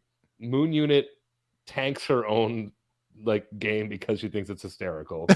Ends up like minus 100,000 in the hole because they're like, this was the year that Fleetwood Mac made rumors. Like, who is Pavement? Who cares? And George Clinton tries to answer one question the whole episode. He rings in, he goes, who is? Because he so breaks out of his ass. You need to have him and Doug Benson on a show. Oh man, And, that's a bunch of dead air. It's great. Ron Oh, Funches, man. there it is. Ron Funches too. Funches, Benson, yeah. Funches, friend of the show, Ron Funches. Yeah. I love him. I love Him and so Ed much. Norton and yeah. Lots of Ed Norton, Eddie Norton, Edward. Any fan of Letterkenny that wants to talk to us, we're totally. I think Ron and Kay Trevor buddies. I think they're both on the same circuit. I know they're buddies, and I think I know it probably has a lot to do with wrestling. Would be my guess. The stand up and the wrestling. Yeah, that's right. Because isn't Ron Funch's wrestling Ron now? just did a wrestling match. I'm so proud of that, man. Yeah, I don't. I talked to Ron a few times. Him and I were part of a fantasy wrestling league together, basically. My God, that sounds fun. I drafted Goldust #1 overall just because I thought I would draft with my heart, and then I think that's when people in the wrestling league were like, "Trevor's not taking this seriously." So now I'm no longer a part of it. Trevor, you're gonna have to go. I'm just picturing Ron Funches telling you, I'm sorry. I'm sorry, Trevor. I'm sorry, Trevor. I like you a lot, but I heard Ron once refer to Bruno Mars as just a little cinnamon angel singing the top 40 hits of today, and that sent me around the moon. Funches cracks me up so much. He was we used to watch him on At Midnight all the time, and it was great. Yeah, he was that was where I absolutely I fell in love with him, and that little lift makes me so happy. He is delightful. His special where he just comes out in literally a cloak that Ric Flair gave him is just makes my day. Love that guy. It's fantastic. All right, so we get so next is Coach. Oh yeah, I'm Pork and Coach. Drunk seven, hell yeah. Come on, brother. And guess who's drunk?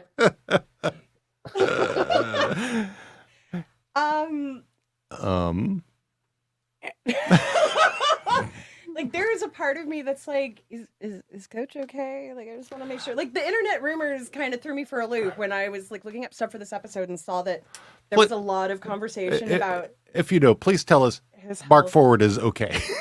Because I'm sure he just worked his ass off during the pandemic. And that's you go from season 9 where he's learn your part, learn to fucking drive, and he's he's always and then we come back into season 10 and wow, he's lost a whole person. It looks like.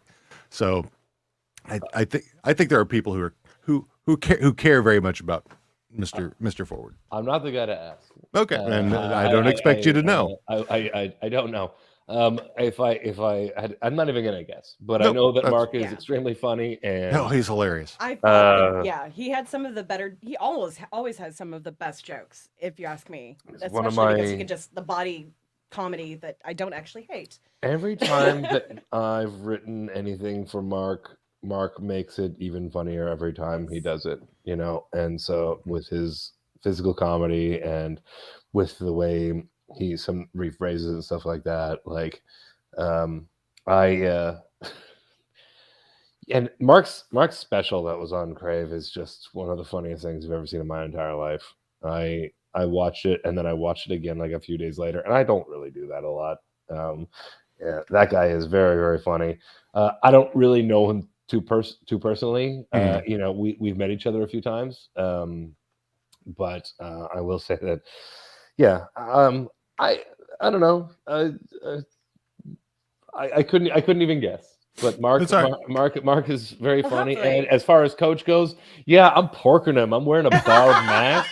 I'm fucking See, I was gonna say he didn't even mention Barb the whole time. Just the gym. Man. I'm putting Barbara Ann by the Beach Boys on. I'm putting Barbara by the Modernettes on, and we're gonna get some of that olive oil, and we're just gonna look off out of the fucking RV window. We're gonna go to town on each other and get the Head and Shoulders. And... Oh man, it's just that's the house. This guy seems like a sexual dynamo. So yeah, I think feel that like him and I are gonna sit and we're gonna. That could be worked out. Which it was kind of surprising to me that he has mentioned about not ever having wanted anything up his butt. Yeah. I'm like, you and Barb used to get into some really hot and heavy stuff. So I feel like him and Barb were in the 90s, and butt stuff is kind of more of a this century kind of thing. Could be. I feel like it was a little more off, and so it's it's more of a 21st century thing, butt stuff, But it's 2022, ass is on the menu, and I feel like Barb, if she exists actually and wasn't just made up by him, That's I not still a think he was spoiler. psycho, and there's like a dehydrated corpse in his backyard or something. Yeah, I feel like it's like a Tyler Durden thing, probably. Yeah. I feel like Barb is just the other half of his brain. Yeah, you know, I could see that. Yeah, exactly. Very much. Yeah. So, but yeah, I think after this, after Coach seemingly enjoying this, I'd fuck him. All right. Oh, all right. Let's see if he'd let me try to. I would make. I feel like we just make sweet tender love on top of a bearskin rug down by the fire. Oh, totally. Like lovers do. Like lovers do, as Annie Lennox once sang beautifully. Yeah. Tyson. Yeah, Tyson seems like a very powerful, sinewy gentleman who I would like to have just power over me, and but then whisper in my ear that actually I'm the one in charge. That's really what's happening. So he bottoms from the top. Is that what he said? No, he wants you to bottom from the top. He's like, when you get a television in the 90s, it's the RCA, and so it's like it's the bottom of the top. Gotcha. Like there's all these ones up here. It's not the bottom line, not the lower line. It's like it's the bottom of the top line. That's what an RCA. So for me, Tyson is he's the RCA of butt fucking in the bathroom of Modine. Okay. This game is great. I can't wait till the next time you have me on, which you probably won't. Where we're going to worse and worse as we go on. We're going to have you on every week. Great. By the way, I just forgot. I've got this Penthouse magazine here. Oh, nice. Who is that? Letterkenny writer Jason Kitts gave me on my birthday. Very nice. Who is that on the cover? I don't know. Anybody that's anybody? It's not like Candace Bergen or anything. It's damn. Yeah. There's a nice. I have a little Murphy Brown kink. So there's a lot of power bush. There's a lot of powerful power bush going on in it. And there's a nice 70s? Interview with H.R. Geiger, and it's showing all his like weird pornographic stuff that he made that like the people that Ridley Scott rejected for Alien. What? He didn't want alien sex? A vagina face? I mean, come on. Yeah. Between Predator and Alien, there's enough vagina face already. Vagina faces. There's dicks and mouths. Dick tongues. Yeah. Tongues. Yeah, it's great. Yeah. I feel like the xenomorph in Alien is made of like a combination of all the things we're all scared of, which is spiders, scorpions, cats. Like it hisses like a jungle cat, and then dicks. Like just like dicks jumping out at you. Dicks jumping out. Yeah, that's all the things that people are very terrified of. Unsolicited alien dick pic. Yeah, I think so. Yeah, totally. That worked. Uh-huh. Way to go. So who are we fucking next, Dean? We're fucking the doctor next. Oh, do you have an answer? Ferda. All right. Okay. Like no, I didn't answer there. No, you didn't. All right. So the doctor. Darren. Dr. Darren. Looks like Jason Sudeikis. Sounds like velvet. Something I don't know. I was going somewhere with that, but he's got to disinfect. So have you met Darren Stone before? No. Or not Rose, not Stone. I don't know why I said Stone. Rose. Stone Roses? Maybe that's what it was. The Rolling Stone Roses. We're back to that again. Rolling Stone Temple Pilots Roses. Stone Temple Roses Pilots. There we go. I still can't believe some of those stupid jokes. I mean, the shadowy men on a shadowy phantom planet is the most stupid niche thing that I never thought would ever get through to the final script. But Jason Schwartzman's old band and the people who did the music for Kids in the Hall, let's smash them together. Let's do it. Absolutely. Having an average weekend. Play it at my funeral, man. The doctor, doctor. I mean, he seems to know his way around an asshole, so he may forget protection, but listen. No, he remembered just after he put his fingers in the fingers, double fingers into. Oh, I should put a glove on. That looked like he was getting ready for sex. The part when he picks the glove up off the ground, he goes, "This is clean." I mean, I'd love to say that would be a deal breaker for me, but not so much. Okay. It's Saturday night. I've had a few cosmopolitans. Come on. Plus, he's a doctor. He makes probably some good money. Professional. Yeah. I assume we voted him in. That's how it works, right? We a vote for town, everybody probably. who's paid by the government here. Yeah. Yeah. Totally. Yeah. I wanna see more of him. So Yeah, Ferda for now. And he wants to see more of me. Hey, no. Oh my. Oh, Yeah, I'd love that. I'd love to see him. He's on the dark web. Sexy sexual sex. Sexual text messages. And so let's finish off with Tanis. Oh, always. Always. Always. You know what? I'm gonna give this. I'm really impressed that Nate Dales can put his legs that far behind it. Like known that guy a long time, but when she's like, "Yeah, you're gonna pretend to be the woman in this gynecological exam," and I was like, "Good on you, buddy." Scoot down. I couldn't do that. I couldn't go that without being like super out of breath and like being able to be like, "No, you got to remove some ribs if I'm gonna do this." Yeah, I mean, I feel like I would like to be humiliated by Tanis. She would do it so well. Yeah, going to like one of the old goth nights I used to DJ when I was in my 20s, and like attached to like a punishing dick leash, obviously. And she comes in and she just doesn't even hang out with me. She ties me to like the pole of the bar, but just enough that I can't reach the bar and get any more drinks. And then she goes out with her friends for the rest of the night. And then I'm like, please, can I have some more? Yeah. So. Yeah. Yeah. Sure. Yeah. All right. Yeah. Shania. Yeah. How about Shania? Yeah, I feel like she's the one taking Tanis out that night. Like that's. I feel like they're going out and they'll be like, "Would you do something?" I'll be like, "I went out with two real foxy top tier broads," and they'd be like, "And what happened?" I'd be like, I had to pay cover for all three of us, but two of them didn't stay. And I get tied to a bar. Tied to the bar by my dick. The general answer is that yes, if anyone's asking, I will have sex with every character on Letterkenny if they're willing, and this is a.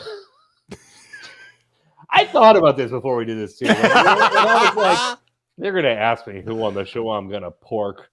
God damn it! Like, and again, this is not because how we feel about the actors is not. Because I don't even know all the actors, right? Mm-hmm. I know a good chunk of them, and they're all delightful. I'm a big proponent of all of them. Yeah, so, they're super fantastic. I want to wish Dylan Playfair congratulations on his engagement. He got engaged. And, I didn't hear about that. Did I break that news? I'm gonna get so fired. Jesus Christ! I thought no, there was an article that he did this week that was mentioned. So I'm not breaking any news about that. Where he was, it was in the Athletics. So I saw that he was trending for a minute, but I didn't actually look at what it was. So that was probably it. It's always good to not see who's trending. Yeah, it's. Yeah, if something's trending. Like I wake up in the morning and they'll be like Quebec's trending. I'll be like, that's not good. Did they fall off? Yeah, like you'll see. Oh, it's funny. Didn't we say Fleetwood Mac earlier?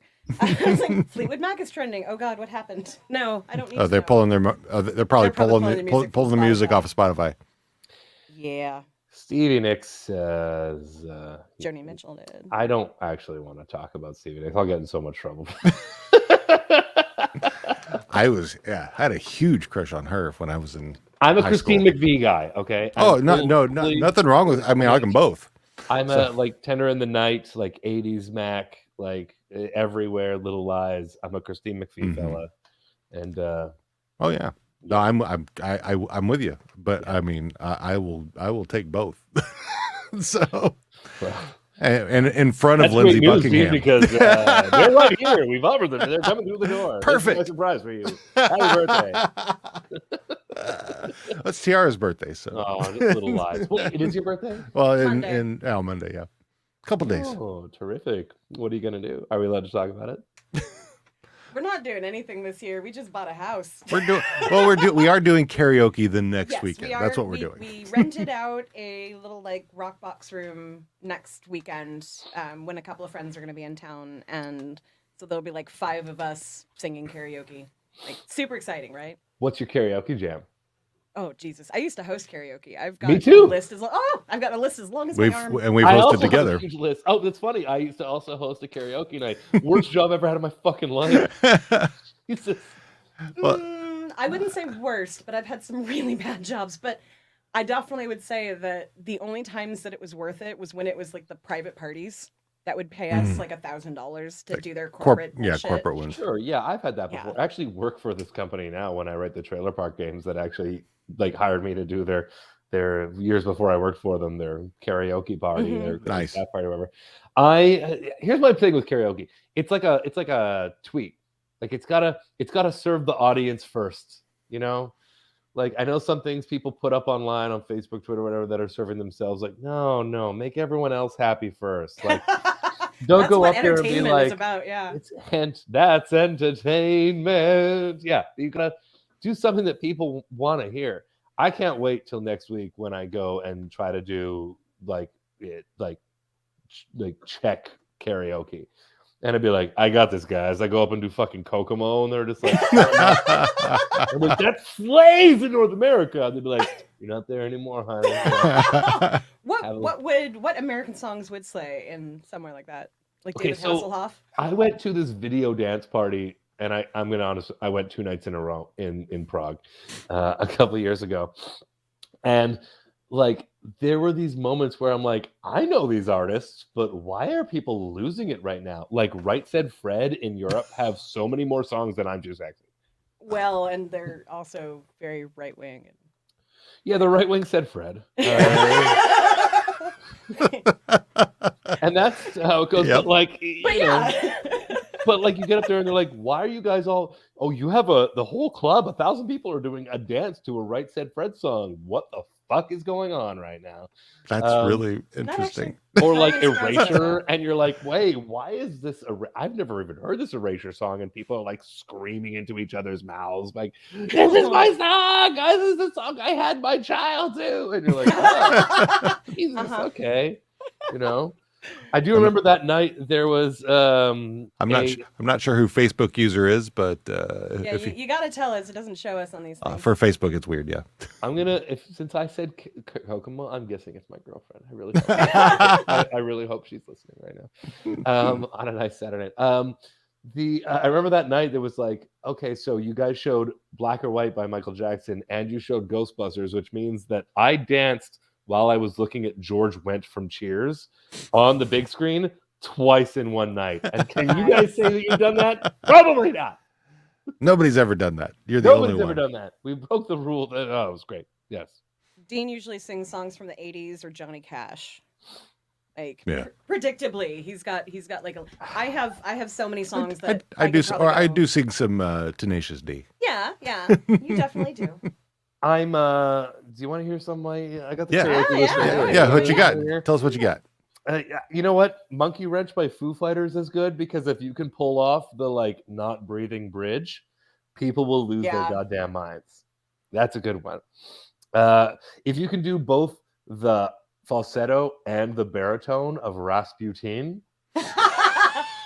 We just watched that video again. There was a Russian man from Russia long ago. He was big and strong. Like if you can do both of them, and extra points if you can do like the Russian dance, man, you're not paying for drinks the rest of the night. Absolutely not. I believe that. Yeah, that's a good one. I like The Longest Time by Billy Joel. Just gotta the longest for the time. Like, yeah, you want to do both, right? You want to. Yeah, right. And I will say that if you're, a middle-aged gentleman like myself, and you're 250 pounds, and it's taking up a lot of space, and you get up there and very earnestly do "Bitch" by Meredith Brooks, people are loving you. People are loving you. Seriously, if you are ever in the same city that we are at the same time, I would love to do karaoke with you. Hell yeah! That just sounds like so much fucking fun. Yeah, I'll be when I come back from the Eastern Bloc, I'll be taking a tour around all of Canada, the United States for a little bit if time and work permitting. So yeah, hell yeah, that'd be awesome. And you guys, you get Seattle, right? Or in Portland now. Yeah, we moved to Portland. Oh, recently? Yeah. Am I interviewing a month you now? ago? So well, that's literally like when you asked me what we were doing for my birthday, I'm like, we moved into this house on Christmas Eve. I'm still completely burnt out on like all of that. Please, I mean, if you want to ever have a nice little talk about the Pacific Northwest, I have many opinions. So you're new to Portland. Well, not new. Well, I mean, we're I've been- new to living in Portland. Yeah. Yes. Yes. Portland being less than 4 hours down I-5, I've been visiting this city for 25 years, and I have lots of friends here. So you guys know that like crazy like right wing Uncle Sam sign on the I-5? Oh yeah. Oh yeah. Oh yeah. Oh yeah. Yeah, we always look to see what it says each time. Yeah, It was there's like, different ones you know- usually. It's either like a libertarian or sometimes it's a right to life. Like, yeah. He's like, press 1 for English, my ass, you know? Like, Yeah, exactly. Yeah. God. Yeah, that is notorious. That, and it's right near. There is a Holocaust memorial that is also at the same time, if I remember right. There is also a Native American memorial there, and like another one. I can't remember. They're like these 3 metal weird fucking things that mean nothing to you as you're driving by. Oh yeah, those Yeah.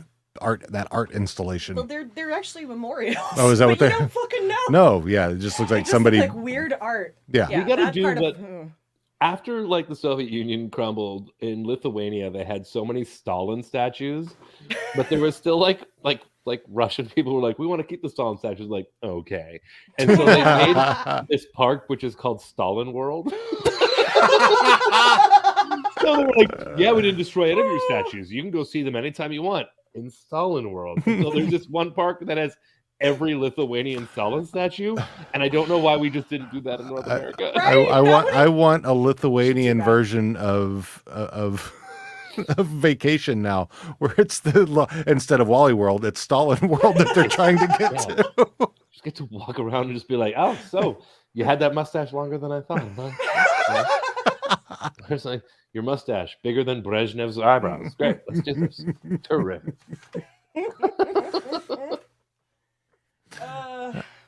So have we fucked everybody? No, there was one more. Oh boy. She had one word that she said, Anik. She said, puppers. And that was it. Who that said was her. that? Anik. Oh Anik. yeah. Yeah. I mean, listen, if puppers is it can be also plural, so let's have a million puppers and let's have sex that we all regretful sex. Sure. It'll be fine. Yeah. That's Totally. great. Yep. So again, I'm on record saying that every character that I have written for, it's like, Stan Lee wanted to pork the Green Arrow. I'm pretty sure. I didn't totally make that up right now. Obviously, It's not like he can say anything about it. Yeah. Have I said pork too many times? I feel like I take some energy out of it when I say pork. Pork isn't a noun in this house; it's a verb. That's right. So, yeah. Oh God, I'm the worst person in the world. No, hardly. Definitely not. And I know, and also Anik too skinny. For you. Tanis. I'm a picky. Tanis is 100% my type. 100%. 100%. 100%. Like I said, I'm not fussy. I take them where I can get it. That sounds like something Coach would say. Oh, sure. Valid. I think Shania was flirting with him a little bit. Well, sitting at the table, she kind of was like, terrific. Let's ship okay. that. Totally. I want Yeah. Coach with not a relationship of the mind because he's still too fucked up there, but he needs to be getting laid regularly, I think. This is the next spinoff, I hope. Yeah. Coach and Shorzy. That'll be the Coach and Shania would be the great spinoff. I fucking love that. That's some odd couple shit I'm here for that. They should just do a Natives spinoff. Yeah. And there you go. Yeah, you guys like active on the Letterkenny subreddit? Is that part of like your? Oh, I'm a mod. I'm a mod on there. Right. Okay. So Yeah, I'm not, but I'm not as so awesome. Who we have on all the time. She is the main mod. Great friend. But yeah, I don't know if she's looking for additional mods because I don't know I don't remember how many hundreds of thousands of people we have in that group now. I've written one thing on it once. Yeah, it was probably like 2 years ago or something. Yeah. And it was great. I'm very proud of it. I'm just like, I'm gonna just leave it there. But I love people always say like, they're like, oh well, Shorzy spinoff is kind of weird or whatever. I mean, man, the best spinoffs for the people like Frasier is the most popular spinoff of all time. And like when you're watching Cheers, did you think Frasier was going to be the thing? No. No. I think everybody just hears Shorzy's chirps And that's all they think about. and sleeping with Riley and Jonesy's moms. That they think that's going to be the entirety of the thing. I know very little about the Shoresy show, but I think it's going to be the best hockey show of all time.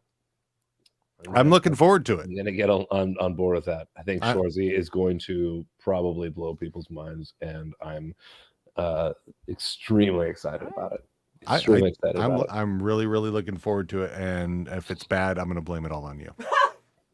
There's no possible way it's going to be bad. No possible way. Oh, with all the things that I know about it that I'm not going to tell you right now. Yeah, dude, you will be obsessed with it. I'll be like, all right, this is cool. And you'll be like, no, I'm going to watch it 16,000 times before we have our first How Are You Now episode about it. Is that how you guys watch Letterkenny? He watches it 16,000 times and you don't? I watch it like 4 or 5 times. I bet when Shoresy comes out, you guys are gonna like have me on. You're gonna be like, I watched Shoresy 16 million times. I'm like, yeah, no, that's good, Kara. So let's go to the tape. Let's see. Let's see. Remember that time you said, yeah. I believe it. I believe it. So that's all the people we're fucking now. So yeah. Any final thoughts before we wrap this sausage up? Do you see my picture here of Jane Seymour behind me? Is that Jane Seymour? I couldn't tell that it was Jane Seymour. I could see that there's a picture. You see my Letterkenny right there that I got from the fine folks at High Roller Games? I fucking wrote a bunch of that. I still don't have a copy. Well, we're actually having one of the guys, Dave Phelps, on from High Roller Games next week. Oh, right I on. was gonna ask about that. So I was watching an episode of Letterkenny the other day, as I do, and there's a scene where like Rosie calls Wayne, and she's just like, "Hey, I got a Monopoly, but all the things are Letterkenny, and Modine's is like Boardwalk, and Modine's all 3 of them or whatever." And I was like, "Oh shit, did we do that? Did we do that?" I can't remember. Are those the Boardwalk ones? Modine's 1, 2, and 3. Yeah, okay. I don't remember. I haven't opened it yet, so we're gonna be. Know other people but before we have Dave on, we're gonna actually play it and go. So this week. Yeah, this week. Yeah. I got to work on that, and that was a dream that I did not know I wanted to come true. That's like awesome. I never thought like I'd really like to work on a board game, but then when it started happening, I was like, "This is a dream! Oh my god!" Oh, I mean, we love board games. I mean, tabletop games, all those we love. Thank God my mom doesn't care that the entire dining room is going to have a wall of games. And a gaming table. And a gaming table. A big gaming table. Oh yeah. Well, listen, I turned my house into a bar, so like, whatever you like. Exactly. Yeah. Surround yourself with the things you love. Exactly. That's some of the things maybe you don't love to remind you of the things that you love. Oh, that's why I love those things. Yeah, I don't blame you. So yeah, wow, yeah, I can't believe we're 4 episodes into this season already and got 2 left, and yeah, we've been hungry for so long for Letterkenny to come back, and now it's almost over. Now I know normally when you have a Christmas, when you have a season come out during Christmas, usually one comes out Canada Day. Is that? Yeah. Do you know if that's happened at all, or no idea? You don't know? No idea. No. I would fingers crossed. I'd say I'd love to answer those questions for you, but I don't know. Wow. I know that the next season that comes out has something that I did work on. So instead of just talking about going up butts and stuff like that, like I could talk to you about the process. The process of going up butts. You can have a whole separate episode about that if you want. Yep. Yeah. Trust the process. That's what I whisper in your ear as I go up your butt, dude. Trust the process. I don't know. Like I said before this episode, I didn't know if my heterosexuality was going to stay intact. There goes the last lingering thread of my heterosexuality. Oh man, and Tiara's just loving it. LIVIN, man, live in. Congratulations. We're all having a nice, polite time on a Saturday night. Well, it's still an afternoon here. Afternoon for us, yeah. So it's early afternoon, which is why I'm not drinking with you. Oh yeah. All right. Final thoughts. Anybody, anywhere, anything, anytime. What do you got going on? Me, not a lot. I have a Letterbox account that nobody reads. I have What is Letterbox? Letterbox is like this sort of movie review sort of platform that people use. And like you can see what your friends review, and if like you can see if they watch something for like sort of thing. And I think I have like 80 reviews on it. And wow. I mean, nobody. My avatar is just a picture of Jennifer Coolidge on the Love Boat, which she never was. So like, I feel like I have no followers because people are just like, that seems stupid, or people who are like, that's clearly Trevor. That's stupid. And both reasons are separate but equally fine for not, reading my stupid Letterbox reviews. Is it okay if that's what I am plugging right now? My Totally, Letterboxd? totally. Yeah, Now I I'm thinking Ghost Pimp 68. Ghost Pimp 68. Because a ghost will always owe you one, obviously. Yeah, Gail the Ghost. Yeah. So if anyone's listening and wants to follow Ghost Pimp 68, I have a lot of terrible. I also have terrible taste in movies. Oh my god, just those dreadful I taste. should do that. Like you'll be like, oh, this is a weird like Russian film that Trevor watched that he didn't get, and then he watched Freddy Got Fingered, and then oh my god, I mean, have you seen Six-Headed Shark yet? I mean, see the purposefully bad movies kind of piss me off because I'm just like, I want to watch a bad movie that tried, that tried to be a good movie. And so the Six-Legged Shark movies and stuff like that, I'm like, you guys are trying to be bad, and I find that insulting. But All right. Piranha versus like Manos, the Hands of Fate is what you're talking about. God, I watched Half Baked because Bob Saget died. It's the worst movie I've ever seen in my fucking life. Jim Brewer's like silver screen poison. God damn it, it's such a terrible I don't movie. understand how I ever found him funny, but I do remember thinking he was funny at the time. Like, good God. Maybe it was the quality of crap weed I was smoking at the time. I don't know. God, man, shake it, buddy. So anyway, I'm plugging my Letterboxd account that nobody follows because I think I have like single-digit followers, but I have almost triple-digit reviews. So. Very nice. Ghost Very Pimp nice. 68, you'll know it's me because it's Jennifer Coolidge on the Love Boat. I'm just thinking of Jennifer Coolidge and Isaac hanging out, and she's drinking martinis the entire time. God bless that woman. I'm so happy people finally came around on her because I've been like, in Saskatoon, there's a bar I go to when I'm there that has a Jennifer Coolidge cocktail. Nice. And the guy is like, yeah, it's not. Nobody really knows who she is, and now people do finally. And I'm like, I was drinking Jennifer Coolidge, like it's like Killer Kool-Aid. It's like Killer Coolidge. before you were hip to her weird. And, you were born. Before your weird Mike White show. I mean, I think my introduction to her anyway was Best in Show, probably. Yeah. We both love soup. Right on Seinfeld. Wait, wasn't big fan of her on Seinfeld. Like Stifler's mother or something like that? Oh yeah, she was Stifler's mom. That's what I remember her from. Stifler's mom's great in that. Legally Blonde. Terrific. Yes. Oh yeah. Legally Blonde. Yeah. She's just and she just lives it right, man. She lives in New Orleans. And she just like sucks back to Kayla and dresses fabulously and has like tapestries on the wall, and like that's my girl right there. So. Anyway, how did you feel about ending this podcast talking about Jennifer Coolidge? I bet you didn't expect that. Right? Hey, I love her. Totally. Yeah. I mean, like I'm literally looking at this going, I think I've seen 90% of what she's been in, except for like stuff in the last 5 years. Do you have somebody that you would really love to get on Letterkenny? If you could talk the powers that be into getting somebody on the show, who would it be? Who would be your top one?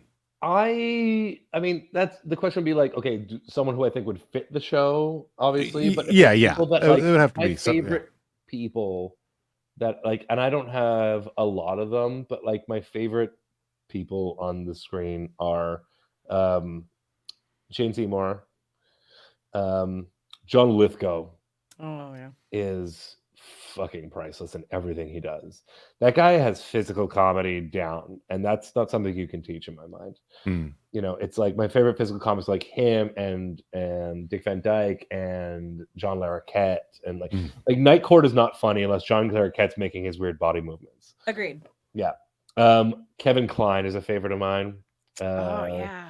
I think Kevin Kline is really, really good, especially if you watch him when he does do comedy, like Soap Dish. God, that movie's great. And Kathy Moriarty is really good in that. So I can watch. Fun fact. Oh my God, I just said fun fact out loud. That's weird. That's such a stupid thing to say out loud. So fun fact, guys. Kevin Kline and Phoebe Cates are still married, and they both have made disco music. Oh. Together Cates, or separately? Separately, before they're married. So Phoebe before they were Cates' like disco music is actually fucking good, and Kevin Kline is on. There's this disco artist named Christina, and she has this song called Disco Clone, and it's really good. And he does the Scottie Pippen voice, like in between. He's like, and then I saw her across the room, and I thought, well, I've got to meet this gal, you know. And Disco Clone, Disco my Clone. God. Like, great song. So I'm a fan of those people. I'm showing my age. I don't think that anyone You're of us, what, like maybe around, well, probably in between our ages, I think, from all the clues that I've picked up. the clues. That sound about right? Should we play clues? Music and stuff. No, I'm just because I can understand 90% of your references, and I think Dean can understand about 90% of them. Yeah, so. and I think that it overlaps. That 10% is covered by both of you. It's fine. Hey, it's fine. Yeah. But I gotta also let you know that when I was like 10 years old, I would be going to school and be like, I have strong opinions about Olivia de Havilland. You know, like I was really a useless kid on this. You know, so. I mean, we used to call the girl child, Oblivia de Havilland. Oblivia de Havilland is so fucking funny. Yeah. Sometimes she just would be, yeah. Oh, Oblivia de Havilland. Oh, that's sending me to Neptune. Congratulations. That's really funny. Yeah. Yeah, when you're 12, little blonde girl that just doesn't have a care in the world, and yeah, Oblivia de Havilland. Yeah. It was. So to answer your question, I don't know if any of these senior citizens can be on the show. They don't have you don't allow parents on the show. We're a little bit Neverlandy, yeah. So I don't know if they would if I'm talking about young people who make me laugh. And none of them are Canadian, right? No, none of them are. And they have, yeah. So I feel like there's probably some, no, all my favorite Canadian, I was like, Cynthia Dale, who's on, like, I don't know, like it's.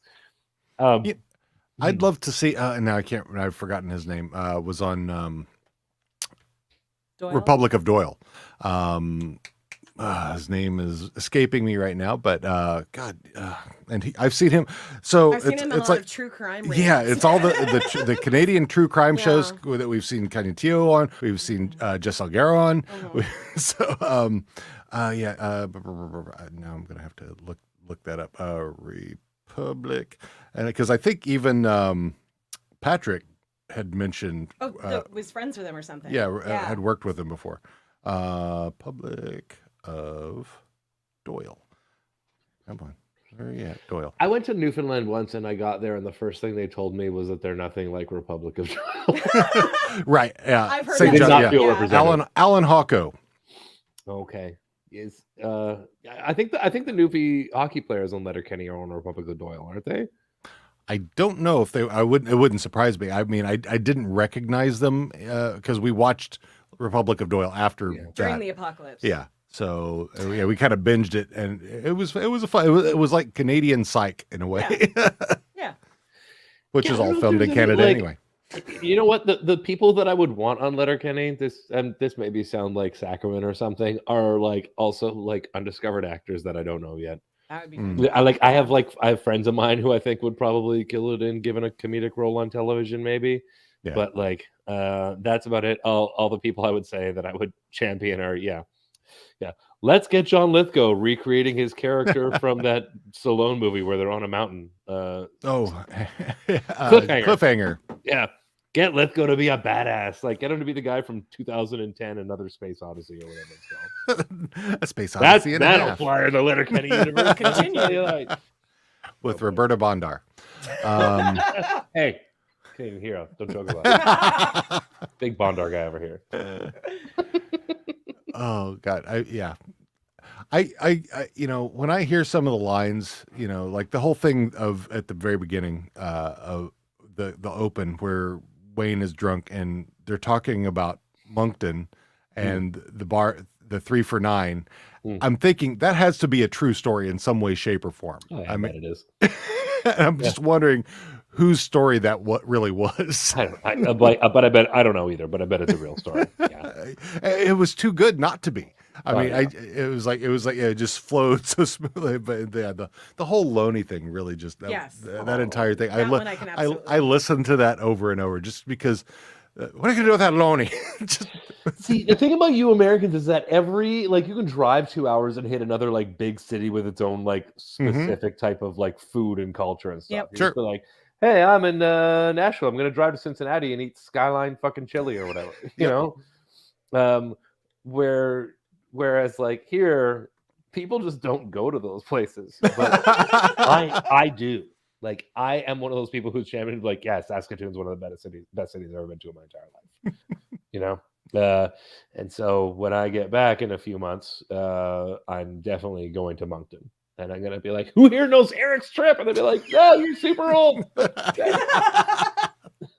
or I would actually not surprised to be like, yeah, they're on our Loney. So, a specific Eric's Trip.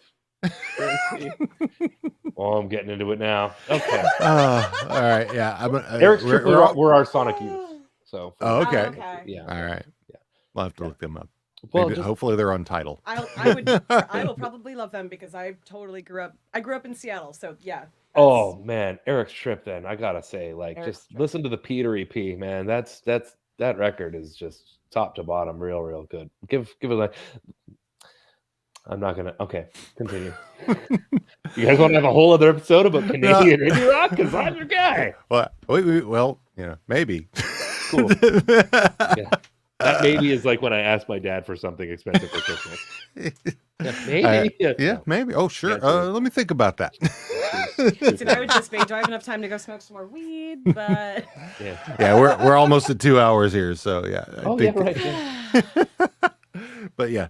But anyway, Trevor, thank you so much for being on. It's always, we love having you on. And I mean, we at some point we really want to hang out with you in person when after the world ends. When all the anti-vax people have passed on. And yeah, I'll be making a little personal American tour in the spring summer. So all right, that'll be nice. I would like to do that. And I've spent some good time in Portland. I do like the restaurant Cassidy still exists. You know that place? I'm a big fan of that place. No. It's pretty good. I got some pretty good Portland stories. I'll tell you next time. Does that have to do with strip club? Usually everything.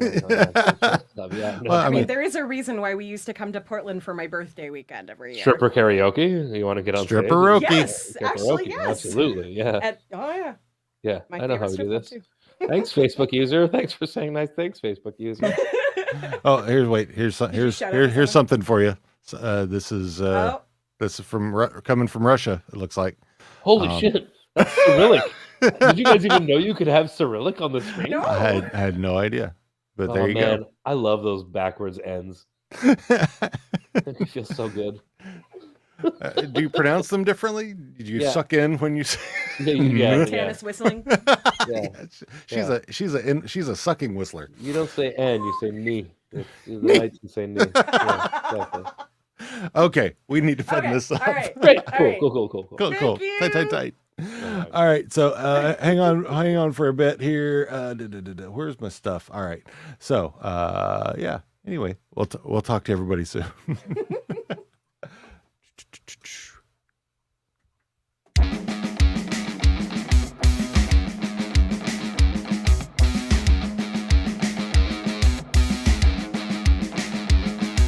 All right, thanks everybody for joining us again as we talk about the show that we all love so much. Thanks to our wonderful friend Trevor Risk for joining us, and a big thanks to this week's band Medsun out of Manchester, UK. You can find them on Twitter, Instagram, Facebook, Bandcamp, and SoundCloud, and I'm sure lots of other places as well. We'll see you next week as we are joined by a longtime pal. Well, yeah, the developer of the Letterkenny, Dave Phelps. Why, man, my brain is just not working sometimes. Anyway, Nobody's brain's working. so next week, season 10, episode 5, Vidfuck. We'll see you then.